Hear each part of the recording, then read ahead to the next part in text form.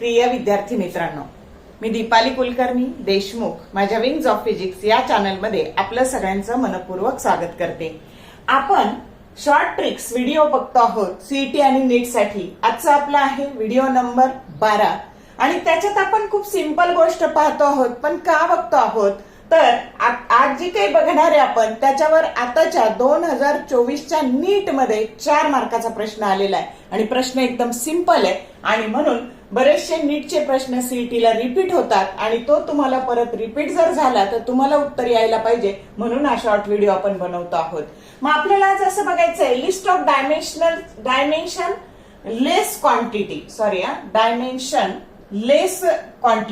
ज्यांना डायमेन्शन नाही किंवा ज्याचे डायमेन्शन काय आहेत m⁻0 l⁻0 t⁻0 असे डायमेन्शन असणाऱ्या क्वांटिटीची आपण लिस्ट बघणार आहे आणि याच्यानंतर आपण आलेला प्रश्न सुद्धा बघणार आहे। न जाणो तोच रिपीट झाला तर तुम्हाला उत्तर यावं म्हणून आपण तो प्रश्न सुद्धा बघणार आहे।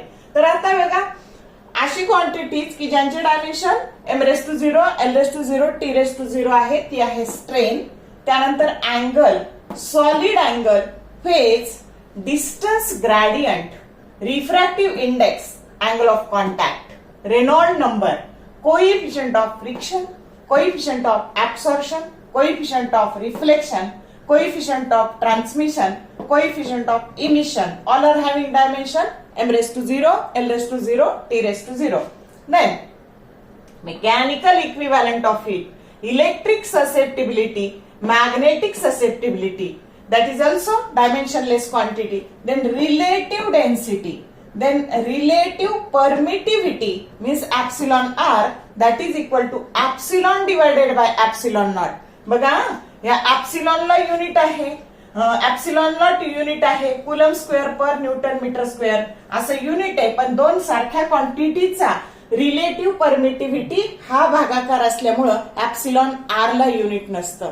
त्यानंतर म्यू0 ला पण युनिट आहे, वेबर पर एम्पियर मीटर हे युनिट आहे याचं, म्यूचं पण म्यू0चं पण म्यू आर रिलेटिव्ह परमिएबिलिटी हा दोन सारख्या क्वांटिटीचा भागाकार असल्यामुळं याचं युनिट आणि याचं युनिट कॅन्सल होतं आणि म्यू आर ला युनिट नसतं, एप्सिलॉन आर आणि म्यू आर ला युनिट नसतं, म्हणजेच त्याला डायमेन्शन सुद्धा नसतात। आलं का लक्षात? तर आता आपण नीट 2024चा आलेला प्रश्न बघू। प्रश्न असा आहे बघा, the quantities which have the same dimensions as those of the solid angle are. Option first आहे बघा stress and angle, option second आहे strain and arc, option third आहे angular speed and stress and option 4 आहे strain and angle. आता तुम्हाला solid angle चे dimension ते काय आहेत m⁻0 l⁻0 t⁻0 आणि असे डायमेन्शन असणारे या लिस्ट मध्ये कोण कोण आहे तर स्ट्रेन आहे आणि अँगल आहे। बघा बरं, स्ट्रेन आणि अँगल, स्ट्रेन अँगल आणि सॉलिड अँगल, सॉलिड अँगलचं विचारलंय म्हणजे करेक्ट ऑप्शन काय येणार आहे तुमचा डी, स्ट्रेन आणि अँगल। तर एवढ्या सोप्या याच्यावर 4 मार्काचा प्रश्न पडलेला आहे आणि त्यामुळे तुम्ही हे ज्यांना डायमेन्शन नाही अशा क्वांटिटी चांगल्या करा। तुम्हाला जर व्हिडिओ आवडला लाईक करा, शेअर करा, कमेंट करा आणि जर तुम्हाला तुमच्या मित्रमैत्रिणींसोबत शेअर करायचं असेल तर तुम्ही शेअर करा आणि चॅनलला सबस्क्राईब करू शकता, जेणेकरून येणाऱ्या व्हिडिओचे नोटिफिकेशन तुम्हाला मिळत राहतील। All the best for your upcoming exam and thank you for watching this video.